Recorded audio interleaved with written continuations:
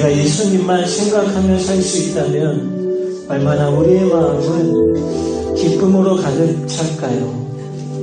그런데 우리는 부족하기 때문에 예수님 대신 다른 그 무엇이 우리의 마음을 무겁게 하기도 하고 우리의 인생을 공고하게 하기도 하지만 그럼에도 불구하고 오늘 우리는 다시 한번 하나님의 사랑 안에 그 은혜를 맛보게 하심을 감사합니다. 그 주님의 사랑이 우리의 마음을 덮고 덮어서 오늘을 살게 하고 오늘 거룩한 날 주님 앞에 와서 예배하게 하심을 감사합니다. 교회를 섬기며 오늘 여기까지 오게 하신 그 하나님의 은혜가 오늘 이 예배를 드리는 우리 사랑하는 믿음의 가족들 속에 있습니다. 주의 종과 함께하고 함께 고민하며 기도하며 아파했던 날들도 있었고 함께 그 하나님의 살아계심 앞에 놀라워했던 날들도 있었습니다. 오늘 우리는 다시 한번 주님 앞에 나와서 예배합니다. 하나님이 이 세상을 다스리심을 다시 한번 믿습니다. 그러므로 우리는 나그네와 같은 인생이 아니라 저 영원한 본향을 바라보는 하나님의 순례자들로 이 땅을 살아가게 하여 주옵소서. 예수님을 생각하며 살아가게 하여 주옵소서. 예수님을 바라보며 살아가게 하여 주옵소서. 오늘 그 주님의 사랑하심이 다시 한번 지쳐있는 우리의 마음속에 찾아오셔서 새 힘을 주옵소서. 십자가로 우리를 화목케 하신 하나님의 사랑하심이 우리를 다시 일으켜 세워 주옵소서. 예수님의 이름으로 기도하옵나이다. 아멘. 예, 오늘 말씀이 우리 고린도전서 15장에 있습니다. 고린도전서 15장의 신약 281쪽입니다. 281쪽 고린도전서 15장 1절부터 보겠습니다. 고린도전서 15장 1절부터 11절 말씀까지입니다. 1절부터 함께 읽겠습니다. 시작. 형제들아, 내가 너희에게 전한 복음을 너희에게 알게 하노니 이는 너희가 받은 것이요 또 그 가운데 선 것이라. 너희가 만일 내가 전한 그 말을 굳게 지키고 헛되이 믿지 아니하였으면 그로 말미암아 구원을 받으리라. 내가 받은 것을 먼저 너희에게 전하였노니 이는 성령대로 그리스도께서 우리 죄를 위하여 죽으시고 장사하시는 바 되셨다가 성경대로 사흘 만에 다시 살아나사 게바에게 보이시고 후에 12제자에게와 그 후에 500의 형제에게 일시에 보이셨나니 그 중에 지금까지 대다수는 살아있고 어떠한 사람은 잠들었으며 그 후에 야고보에게 보이셨으며 그 후에 모든 사도에게와 맨 나중에 만삭되지 못하여 남자 같은 데게도 보이셨느니라. 나는 사도 중에 가장 작은 자라. 나는 하나님의 교회를 박해하였으므로 사로라 칭함받기를 감당하지 못할 자니라. 그러나 내가 나된 것은 하나님의 은혜로 된 것이니 내게 주신 그의 은혜가 헛되지 아니하여 내가 모든 사도보다 더 많이 수고하였으나 내가 한 것이 아니요 오직 나와 함께 하신 하나님의 은혜로라. 그러므로 나나 그들이나 이같이 전파하되 너희도 이같이 믿었느니라. 아멘. 오늘 말씀의 제목은 나의 나됨은 하나님의 은혜다. 이렇게 함께 나눌 수 있을까를 고민하면서 이렇게 마당에서 걷다가요, 바람이 불어오는데 바람이 좀 차가웠지만 마치 하나님의 호흡처럼 저한테 다가오는 그런 느낌이었고, 또 그런 차가운 바람 속에서 마저 은혜는 하나님과 함께 할 때 하나님의 은혜를 경험하는 거야. 마저 하나님의 은혜를 프렌드십 위드 지저스로 한번 말씀을 풀어보자라는 걸 교회 마당에서 이렇게 그렇게 영감을 받고 올라와서 준비하다가 다시 3층에 올라오는데 예쁜 이렇게 철쭉이 이렇게 계단에 딱 오는 것을 보고 너무나 감사했어요. 그러니까 철쭉을 보면서 제가 느끼는 것은 하나님이 우리 교회 오늘 예배에 오신 모든 믿음의 가족들에게 주시고자 하는 하나님의 선물이다. 이 선물이 저는 이 꽃을 통해서 우리에게 상징화 되고 보여지는 것이다 라고 생각을 합니다. 오늘 말씀의 제목은 나의 나됨은 하나님의 은혜라인데요. 은혜라는 것은 하나님의 선물입니다. 이 선물을 좀 가장 아름답게 쓰고 있는 책이 그 미국의 단편 작가 오헨리가 쓴 현자들의 선물 이야기에 보면 아름다운 한 부부의 이야기가 나옵니다. 근데 이 부부가 가난한 부부예요. 짐이 남편이고 델라가 아닌데 열심히 일하지만 가난합니다. 성탄절 크리스마스가 가까이 오는데 이 부부가 고민이 있습니다. 남편은 아내에게 무슨 선물을 줄까? 우리가 형편이 안 되는데. 또 아내인 델라는 남편에게 무슨 선물을 줄까 고민하다가 아내인 델라가 자신의 가장 아름다운 금발머리를 팔아서 남편의 선물 살 돈을 마련합니다. 그리고 남편 짐은 고민하다가 자신의 부모로부터 상속받은 금시계, 이 금시계를 팔아서 그 아내의 아름다운 금발머리를 빗을 보석이 있는 머리빗을 사기로 결단합니다. 그래서 금시계를 팔아서 아내의 아름다운 금발머리에 사용한 보석에 있는 아름다운 머리빗을 샀고 아내 델라는 남편의 금시계의 시계줄을 사기 위해서 이 아내의 아름다운 금발머리를 잘라서 팝니다. 성탄절 이브 크리스마스 이브 날에 이 부부가 서로가 서로에게 선물을 줍니다. 아내는 남편의 금시계를 위해서 금시계줄을 주는데 남편의 금시계가 없고 남편은 아내의 아름다운 금발머리를 위해서 아름다운 보석에 있는 머리빗을 성탄절 선물로 주는데 아내의 금발머리가 보이지 않습니다. 두 사람은 자신의 것을 팔아서 서로를 위해서 아름다운 머리빗과 아름다운 금시계줄을 돈으로 샀어요. 근데 받은 사람은 어때요? 더 이상 그 선물을 아내가 준 선물, 남편이 준 선물은 더 이상 값으로 계산할 수 없는 선물입니다. 이것을 성경은 은혜라고 합니다. 은혜란 돈으로 매길 수 없는 거예요. 그 은혜가 어디에 흐르고 있냐면 십자가에서 흐르고 있습니다. 십자가에서 흐르는 은혜는 예수님의 생명입니다. 예수님의 생명이 어떻게 흐르느냐? 예수님의 피로 흐릅니다. 예수님의 피가 다 흘러서 더 이상 주님의 피가 몸속에 없자 예수님의 물이 흐릅니다. 그래서 교회의 상징은 오직 십자가밖에 없습니다. 이 십자가는 돈으로 살 수 없는 겁니다. 이 은혜는 하나님이 우리에게 주시는 거요. 우리는 그 은혜를 받는 수요자입니다. 은혜의 공급자는 예수님이요. 은혜를 받는 자는 우리입니다. 그래서 우리가 사는 것은 우리가 사는 것이 아니요 예수님의 은혜로 사는 겁니다. 그래서 오늘 10절에 보면 바울 사도가 어느 날 그것을 깨닫게 된 거예요. 10절 첫 문장을 함께 같이 읽습니다. 시작.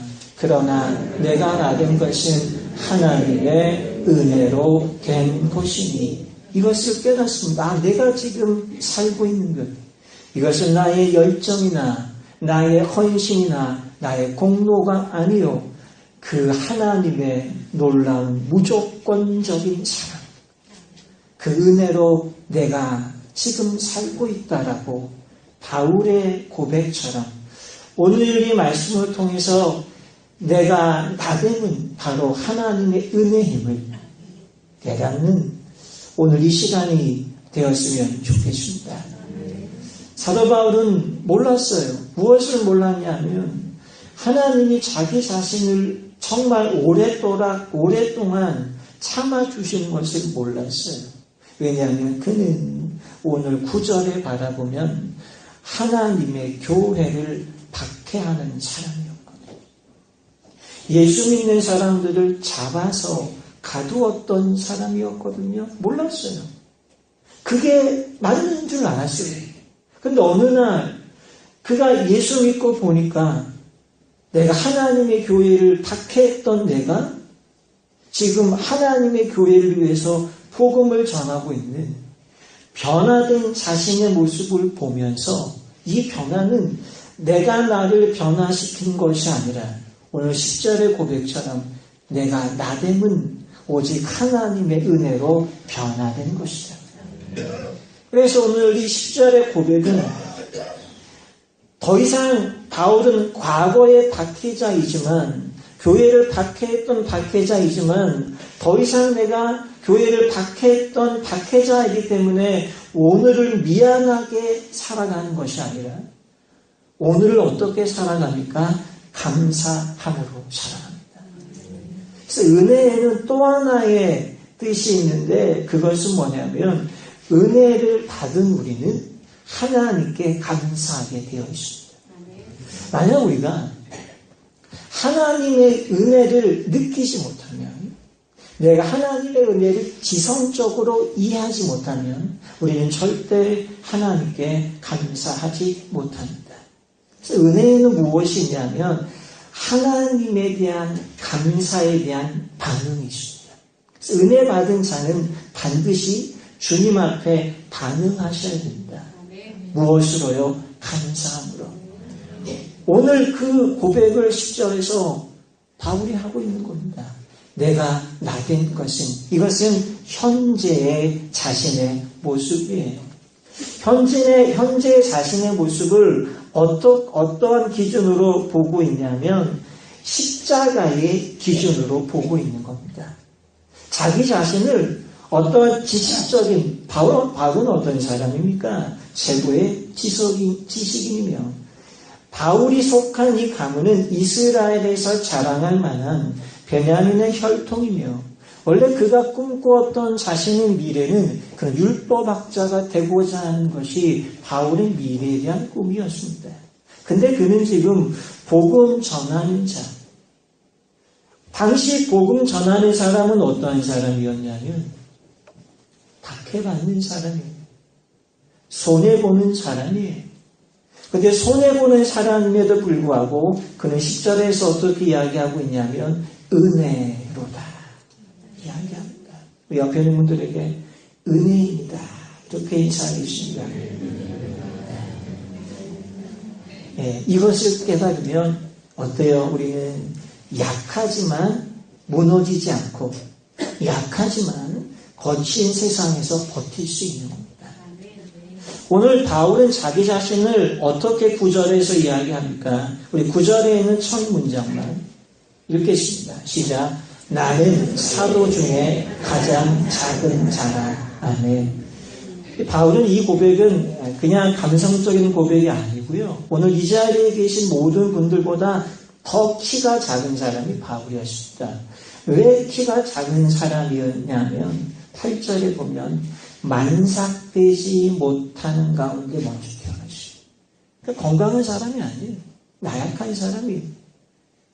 근데 나약한 사람이 자신의 모습을 바라보면서 그는 자기 자신이 작다 이렇게 본 것이 아니고 그는 하나님의 은혜 가운데에 자신을 바라봅니다. 우리 지난주에 두려움 가운데 있던 아브라함에게 하나님이 창세기 15장에서 어떻게 말씀합니까? 아브라함아 두려워하지 말라. 내가 너의 방패요. 내가 너의 지극히 큰 상급이라. 바울은 하나님의 말씀을 통해서 자기 자신을 다시 한번 내가 누구인지 깨닫습니다. 그럼 믿음은 무엇입니까? 우리는 작은 자예요. 우리는 이 세상에서 말 그대로 세상 앞에 두려워할 수밖에 없는 작은 자예요. 그런데 우리는 작은 자이지만 무너지지 않고, 작은 자이지만 낙심하지 않는다라는 겁니다. 바로 그 신비와 그 비결이 어디에 있습니까? 그것은 내게 주신 그분의 은혜가 있습니다. 오늘 10절을 함께 같이 읽겠습니다. 시작.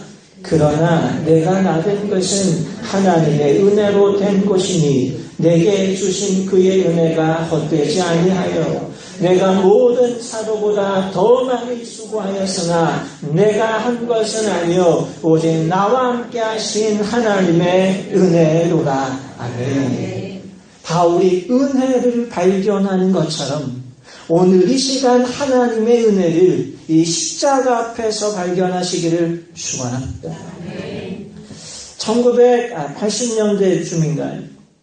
미국 해안에서 새로운 문어, 다리가 많은 새로운 문어를 하나 발견했어요. 근데 이 문어가 독특한 것은 이 문어가 물고기 40여 종의 흉내를 냅니다. 심지어 상어 흉내를 내기도 하고 넙치 흉내를 내기도 하고 개 흉내를 내는 매우 특이한 문어. 그래서 학자들이 이 문어를 흉내 문어라는 별명을 붙여주었습니다. 학자들이 연구합니다. 왜 이 문어가 물고기 40여 종의 모습으로 흉내를 낼까를 연구하다가 그 이유를 발견합니다. 바다에서 이 흉내 문어가 살면서 자신보다 강한 강적을 만날 때가 있어요. 근데 강한 정적을 만날 때 이 문어는 자기 자신을 지키기 위해서 이길 수 없는 강한 상대를 만나면 강한 상대보다 더 강한 물고기 흉내를 내서 강한 상대가 자신을 공격하지 못하도록 자신의 모습을 변형시키는 거예요. 또 정반대로 약한 물고기를 만나면 더 약한 물고기의 모습으로 변화되어서 그 약한 물고기가 다가오게 하고 다가온 물고기를 먹잇감으로 먹습니다.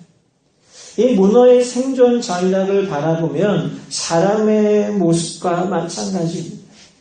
여러분, 이 자연을 바라보면 하나님은 이 세상과 모든 생명과 모든 동물을 창조할 때 강하고 힘이 있고 호령하는 그런 맹수만 창조하신 것이 아니라 밟으면 밟힐 수밖에 없는 나약한 존재예요. 힘없어서 싸워서 이길 수 없는 그런 약한 동물들을 많이 창조하셨어요. 그러면 어때요? 약한 동물들이 이 세상에서 어떻게 돼요? 사라져야 될 거 아니에요. 약한데 맹수보다 개체수가 더 많습니다.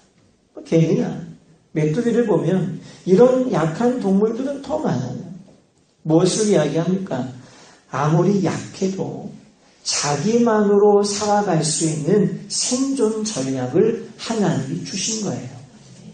우리도 약하지만 내가 오늘 주의 성전에 와서 예배할 수 있다는 건 무엇입니까? 하나님이 주신 은혜가 있는 겁니다. 이 은혜를 발견하고 이 은혜를 깨달을 때 내 안에 무엇이 있어요? 기쁨이 있는 거예요.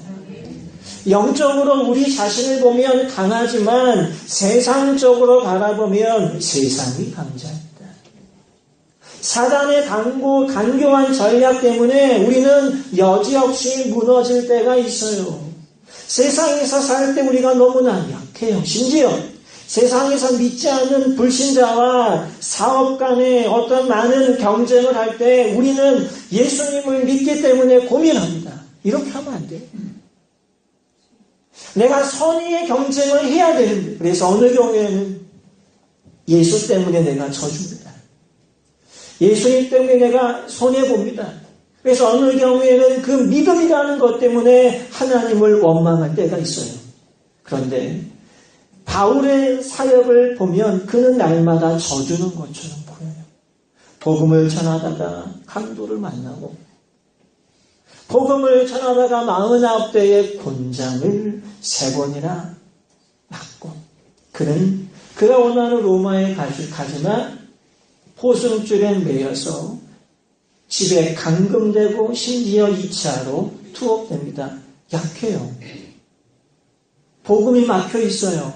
놀라운 것은 날마다 바울을 지키려고 로마의 군인들이 감금된 바울에게 찾아옵니다.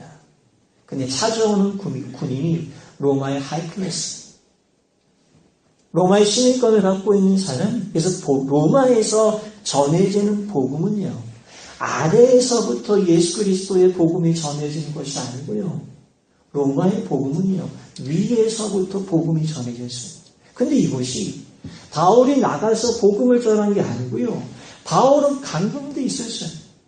바울은 하나님, 제가 복음을 전하려면 제가 나가야지요, 주님. 제가 감옥에 있으면 어떻게 합니까? 로마의 회당에 제가 설교를 해야지요. 근데 하나님의 뜻은 그렇게 안 했어요.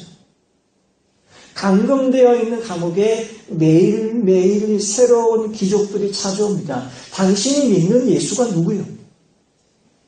여러분, 우리가 믿는 예수가 누구입니까? 오늘 3절과 4절을 읽겠습니다. 시작. 내가 받은 것을 먼저 너희에게 전하였노니 이는 성경대로 그리스도께서 우리 죄를 위하여 죽으시고 장사 지낸 바 되셨다가 성경대로 사흘 만에 다시 살아나사. 아멘. 내가 믿는 예수는 죽은 지 3일 만에 다시 사셨고, 다시 사신 예수는 당신을 위하여 죽으셨고, 죽으신 예수가 다시 산 이유는 죄에서 멸망받을 수밖에 없는 당신을 다시 살리기 위해서 예수님이 다시 사신 것이요.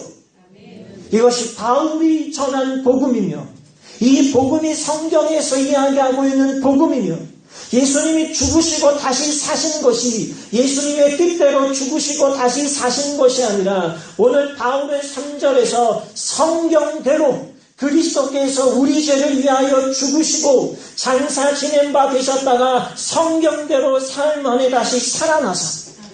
그럼 우리가 어떻게 살아가야 됩니까? 우리는 성경대로 살아가야 됩니다. 성경대로 살아가게 될 때 우리가 세상에서 버틸 수 있는 거예요. 바울의 삶 가운데 많은 어려움이 있었지만 바울이 버틸 수 있었던 것, 바울이 견딜 수 있었던 것은 무엇이냐 하면, 이 모든 일을 시작하시는 이가 아버지 하나님이시기 때문에 모든 일을 마치게 하시는 분도 아버지 하나님이시다. 그러므로 하나님의 은혜는 나에게 멈추지 않을 것이다. 여러분, 이 믿음이 여러분들의 믿음이 되시기를 주님의 이름으로 축원합니다. 은혜라고 하는 이 단어의 우리나라 사전에서는 고맙게 베풀어주는 혜택입니다. 고맙게 베풀어주는 신세입니다. 우리의 신세는 연약한데 고맙게도 우리의 신세를 아름답게 만드신 분이 계셨어요. 바로 그분이 누구입니까? 예수님이신 거예요. 여러분, 예수님을 생각해야 돼요. 왜 예수님을 생각해야 되냐면, 성경에서 이야기하는 분이 엄영지 목사가 아니에요. 성경에서 이야기하는 분이 저 대통령이 아니에요. 여러분, 성경에서 이야기하는 분이 누굽니까? 여러분 자신이 아니에요. 성경에서 이야기하는 분이 누구냐면, 내가 너희들을 사랑하기 위해서 이 땅에 보내신 예수님. 그 예수님이 여러분들 안에 계시는 거예요. 저는 올해 우리 교회를 보면서 하나님의 일하심을 봅니다. 저는 놀랍게 봐요. 여러분들은 저를 보지만 천사랑을 보잖아요. 저는 여러분들 전부를 봅니다. 전부를 보면서 제가 무엇을 보냐면 하나님을 봅니다. 제가 어느 날 설 때는 너무나 교회가 조용한 거예요. 토요일 날에 설교를 준비하는데 마치 내일이 주일인데요. 내일 올까? 너무 조용하니까. 근데 주일날 되니까 식당에서 웃음 소리가 있고요. 또 춥지만 1층에서 안내하시는 분이 있고요.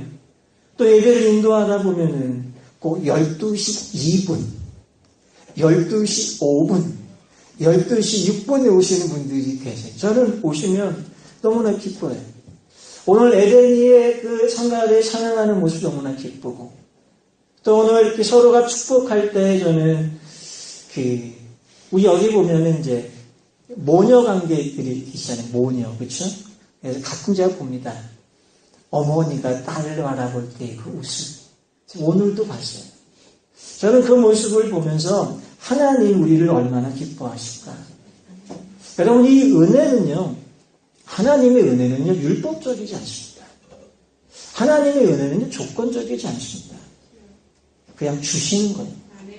저는 이거를 이번 주 금요일 날에 설교하면서 깨달았어요. 오후에 금요 성령 집회 오후 한 4시쯤에 설교하는데 전화벨이 울려요. 우리 둘째 딸 전화해. 아빠 학교 끝나는데 나 좀 데리러 와. 친구들하고 같이.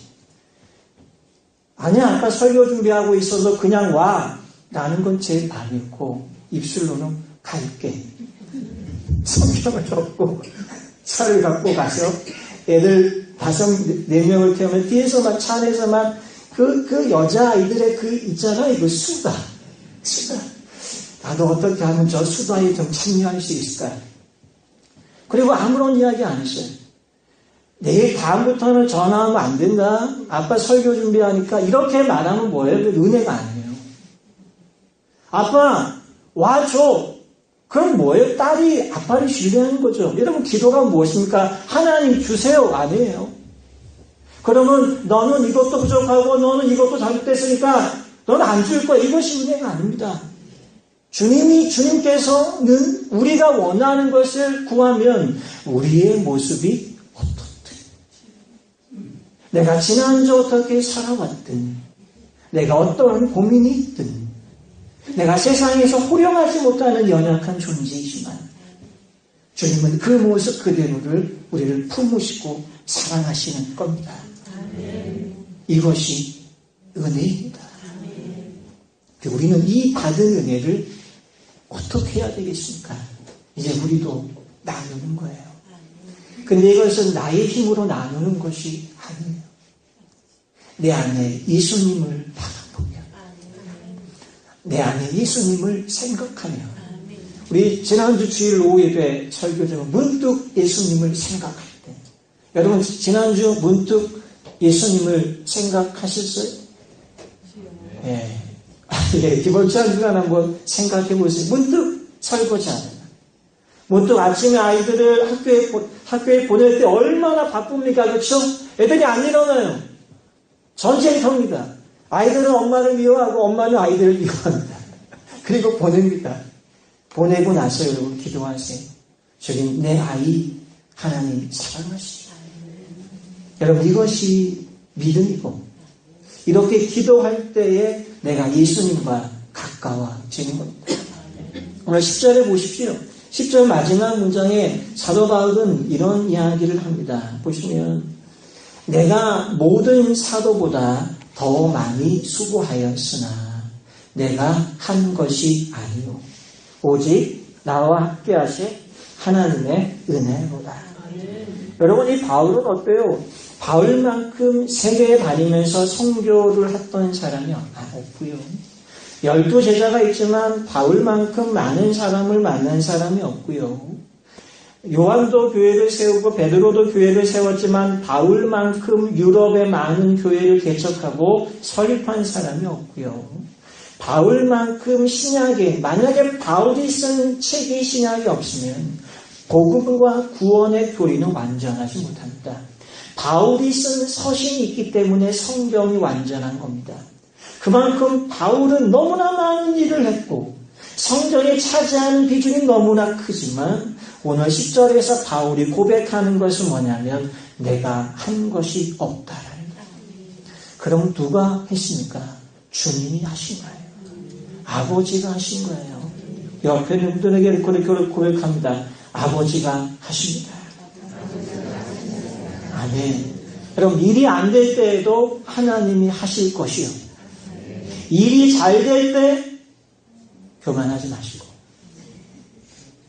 할렐루야.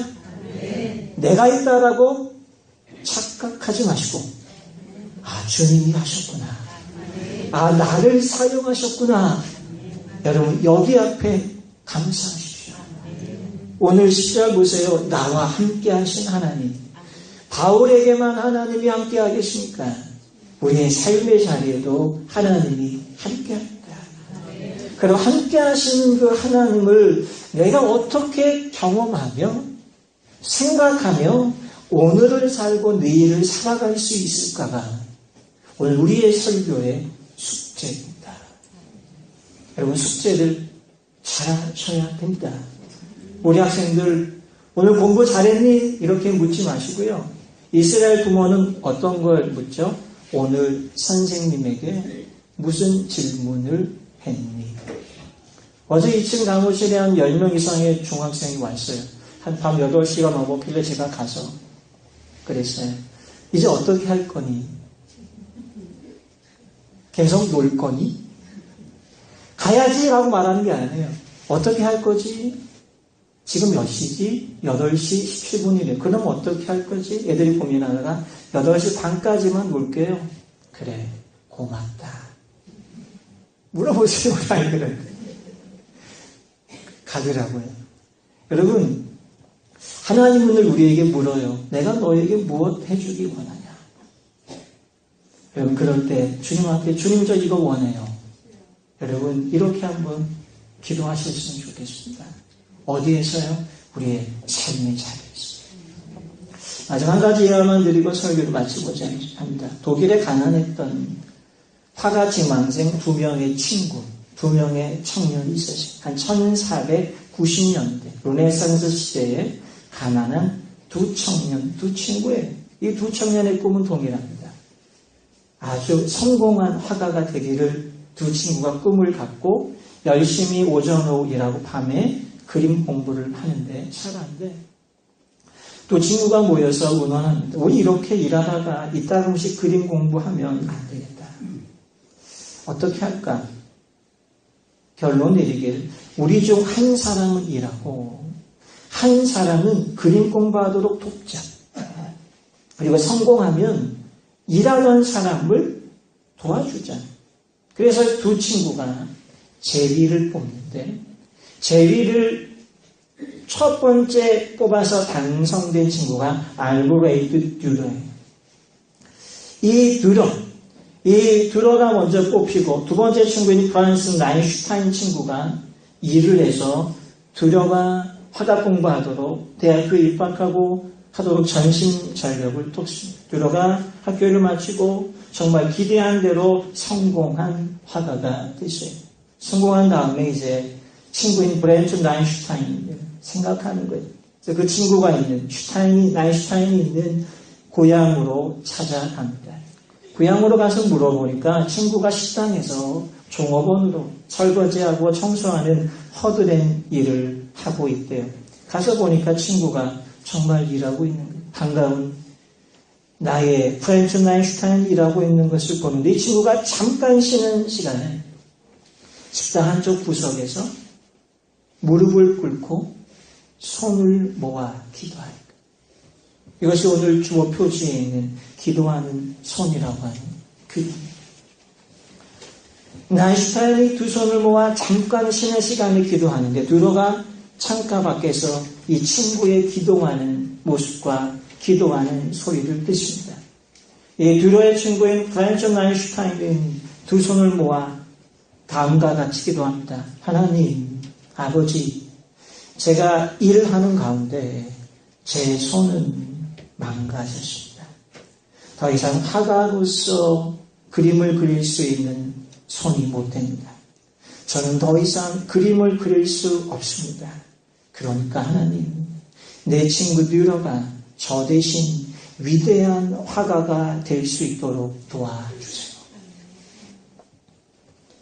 자기 친구의 기도하는 모습을 보면 너무나 감동이 있고 한편으로 너무나 미안하고 한편으로 너무나 부끄러운 거예요. 그래서 그는 그 자리에서 친구의 기도하는 두 손의 모습을 그 자리에서 스케치하고 그림을 그립니다. 원래의 색깔은 블루 컬러라고 합니다. 파란색이라고 합니다. 그래서 아주 위대한 작품이 탄생되는데 그 제목이 기도하는 손입니다. 여러분, 우리가 오늘을 살 수 있는 것은 누군가의 헌신이 있기 때문에, 저도 이 자리에 설 수 있는 것은 우리 믿음의 가족들의 헌신 때문에 이 자리에 설 수 있는 것이지, 제가 무슨 공로로 이 거룩한 제단에 설 수 있겠습니까? 근데 우리가 이렇게 주의 제단에 와서 예배할 수 있는 것은 우리가 이 자리에 온 것이 아니요 오직 나와 함께 하신 하나님의 은혜가 있기 때문에 우리는 그 은혜를 사모하는 거예요.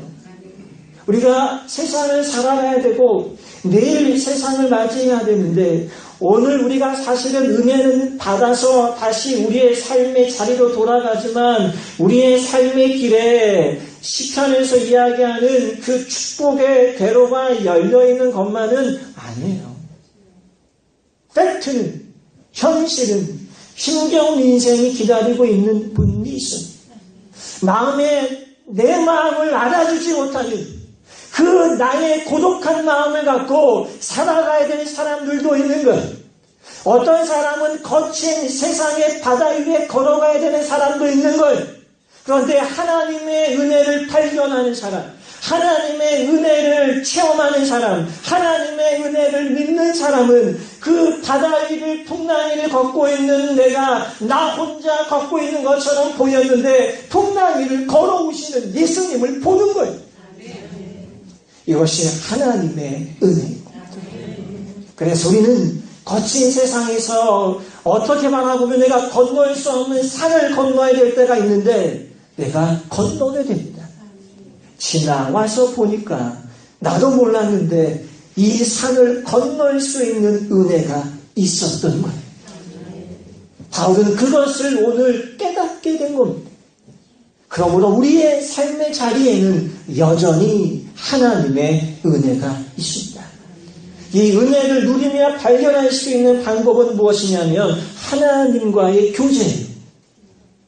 브랜드십 위드 월드가 아니에요. 브랜드십 위드 머니가 아니에요. 브랜드십 위드 내 자아가 아니에요. 브랜드십 위드 주셨어요. 예수님과 함께 사는 거예요. 여러분, 믿음에는 축복이 있어요. 믿음에는 은혜가 있어요. 믿음에는 승리가 있어요. 근데 믿음의 핵심 가치는 무엇이냐면 죽은 자 가운데서 나를 위하여 다시 살아나신 그 예수님과 함께 살아가는 생명적 관계. 그 예수님으로 말미암아 감사하며, 그 예수님으로 말미암아 기뻐하며, 그 예수님과 함께 동행하며, 그 예수님과 함께 고난을 맞이하며, 그 예수님과 함께 문제 가운데 승리하며, 그 예수님과 함께 인생의 고난과 고뇌와 인생의 짐을 함께 지고 가는 것이 인생이여 여정이여 신앙생활인 겁니다. 그러므로 오늘 우리는 하나님의 은혜를 발견한 자로서 그 은혜가 십자가 안에 녹아있음을 다시 한번 바라보며 이제는 예수님만 생각하셨으면 좋겠습니다. 여러분, 문득 잠을 자다가 한번 가슴을 치면서 이렇게 기도해 보세요. 주님, 오늘도 저는 예수님을 생각하다가 또 나를 따라갔습니다. 주님, 어떻게 하면 좋습니까? 이것을 성경은 이렇게 고백합니다. 마음이 상한 자. 근데 성경은 또 이렇게 이야기합니다. 주님은 마음이 상한 자를 기뻐하시는구나. 상처받은 걸 이야기하는 게 아니고요. 내가 예수님을 마음에 품고 살려고 했는데 다시 밤에 잠들 때 보니까 여전히 나요. 여전히 조건적인 나요.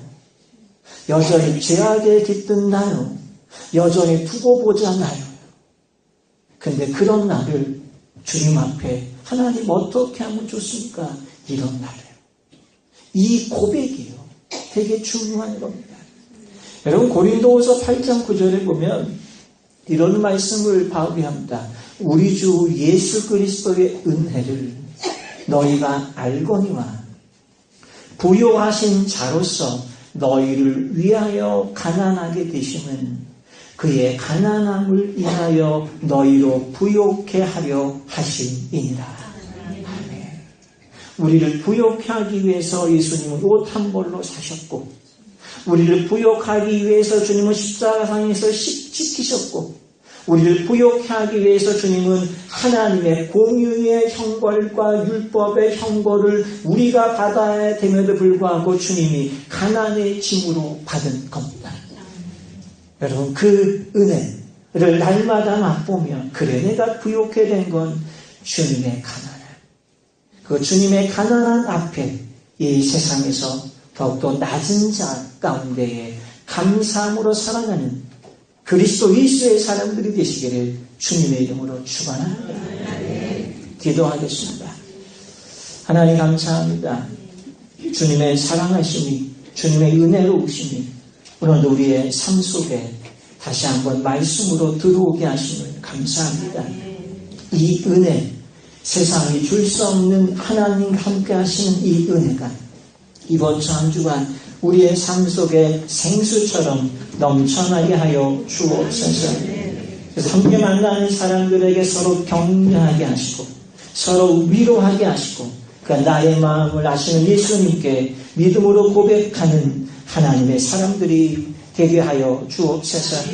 하나님께서 우리에게 원하시는 것은 우리가 가난한 자로 살아가는 것이 아니고 우리가 성공한 자로 살아가는 것이 아니라 우리가 부족하지만 그 안에 주님의 은혜를 고백하고 우리가 나약하지만 나약함의 삶 속에 예수 그리스도를 드러내는 것, 주님은 그것을 우리에게 원합니다.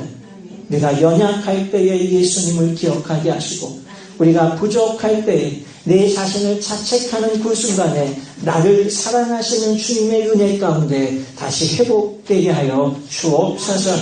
예수님의 이름으로 기도하옵나이다. 아멘. 우리 은혜로다 함께 같이 우리 찬양하시고 주신 말씀 붙들고 우리 기도하는 시간 갖겠습니다.